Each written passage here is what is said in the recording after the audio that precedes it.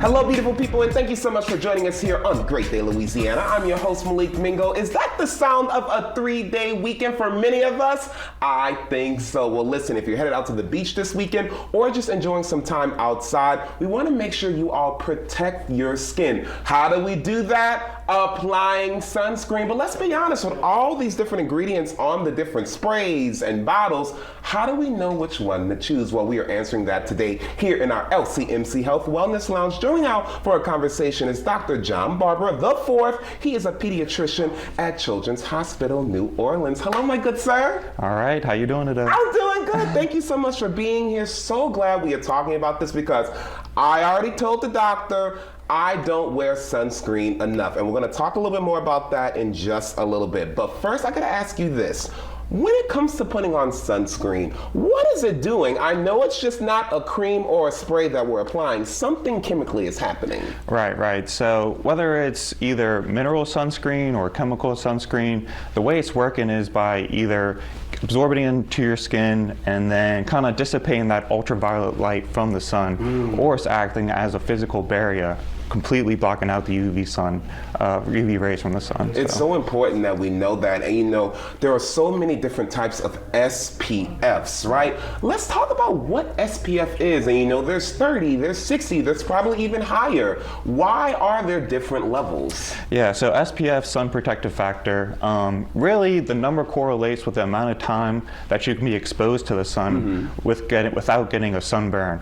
So a lower number, you know, you can spend a certain amount of time, but then a higher number, you can spend a lot more time in the sun without getting a sunburn type, you know, thing. So definitely recommend at least SPF 30 if you're going to go out into the sun. Okay. Once you get around about SPF 50 and higher than that, the research behind it starts to get a little bit of hazy. So definitely at minimum SPF 30 if you're going out into the sun. It's so important, and we also want it to be water resistant because we're getting in the water, right? If it's not water resistant, it's just going to wash off. Yes, water resistant. You definitely want to make sure, and also reapplying every 2 hours. After you go swimming, make sure you're reapplying every 2 hours. And when you're looking for sunscreens, make sure it says broad spectrum, because there's two type of UV ultraviolet lights from the sun. You got UVA and UVB light.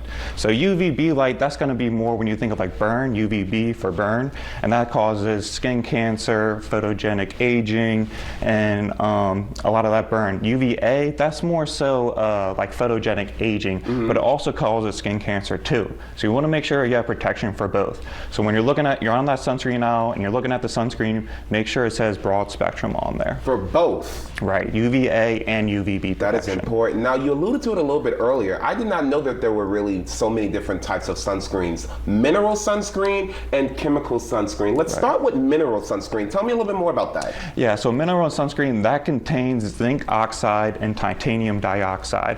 That's going to act as more of your physical barrier. When you're applying to the face, that usually gives out the white sheer. Yes. This is especially important in that younger age, the younger pediatric population, you know, that 0 to 6 months age. And that's going to act as your physical barrier. Now, the chemical, that's going to kind of more absorb into your skin. You want to be cautious about that in the younger age, because there is theory that technically it can get absorbed systemically and have like side effects, hormonal side effects.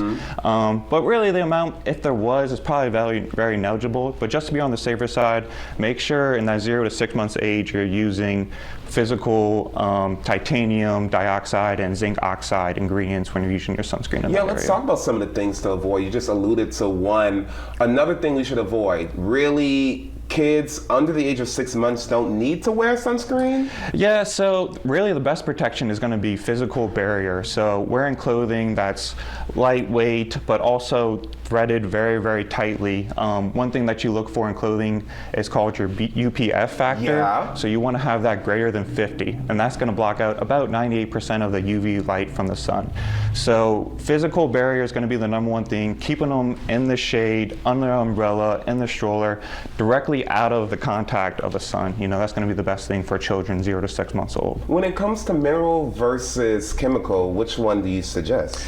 So in the younger age, definitely recommend mineral because that's going to provide you, you know, the most protective aspect of it. But it can wash off a little bit in the sun and everything like that after being swimming around. You got to make sure you're reapplying. Every 2 hours? Yeah, chemical definitely gets absorbed a little better, and it doesn't give you that sheer also. But at the end of the day, whatever sunscreen you're going to use, that's the one that you want to use. And I like when that smell good. You know what I'm saying? Yeah, I want to show you all some other things that you're supposed to avoid because it's important. Yes, sunscreen can do a lot of beneficial things, but you have to avoid the ingredient oxybenzone. Why? Yeah, oxybenzone can give you a lot of like bad hormonal properties that you don't want to have. Sometimes it can alter your estrogen levels. Another ingredient is PABA. A lot of people who have sensitive skin, people with like eczema, a lot of allergies, they can break into allergic reaction. So that brings up a good point. When you're applying sunscreen for the first time to your child, make sure you apply it on either the leg or the arm and not the face, just in case the child happens to be allergic to the ingredients in the sunscreen. And you know, when we're applying sunscreen, because even though I don't wear it a lot, I do wear it sometimes. You put it on all the typical areas, but I find sometimes people get sunburn on their head. Should we be putting it like at our hair parts and all of that as well? Right, definitely in the hair part. People don't realize that, you know, they make certain type of hairsprays that you can, any type of exposure to the sun, you want to make sure you're covering. So hairsprays is like definitely a good option because just getting sunburned one time can increase your risk of skin cancer, you know, dramatically. Ooh. So, and it's not appealing either. Exactly. People kind of they want to have that tan look, but they don't realize, you know, ultraviolet rays can genetically modify, you know, the DNA of your skin, and that puts you at higher risk of skin cancer, and that's something that you definitely don't want to have. And let's talk about this because as a person of color, I'm like, oh no, I'm already melanated. I have protection already in my skin. I know that's not true. So let's talk about it, please, doctor. So dark complected individuals especially need to apply, you know, sunscreen because a lot of the times, you know, they're not aware that they're getting sunburn and they can be at risk for skin cancer and not even knowing that. So no matter your skin type, skin color, you need to make sure you're applying sunscreen and reapplying at least every 2 hours. And even if you're wearing a hat, yes, you have a physical barrier, but still the doctor suggests to put on sunscreen too. Fine, doctor, I will do it. But I gotta ask you, there's so many different options. Is there a difference between spray versus cream? Yeah, so spray, a lot of parents like it because it's very easily applied. You want to try to avoid it on windy days especially. Okay. And then in the younger population too, because you run the risk of like possibly getting into your eye, something like that, causing tears. So when it comes to applying on the face, sometimes parents like to use stick sunscreen, you know, because that will prevent tears and it kind of dripping into the eye and everything like that. So stick sunscreen with a high SPF, definitely a good option to use, especially in that younger pediatric population. And remember, it needs to be at least 30 SPF. I just learned a lot, and hopefully you all did too. Thank you so much, Dr. Barbara, for being here. And look, he's a pediatrician at Children's Hospital New Orleans. If you want more information about how to protect your families during the summertime, chnola.org is their website.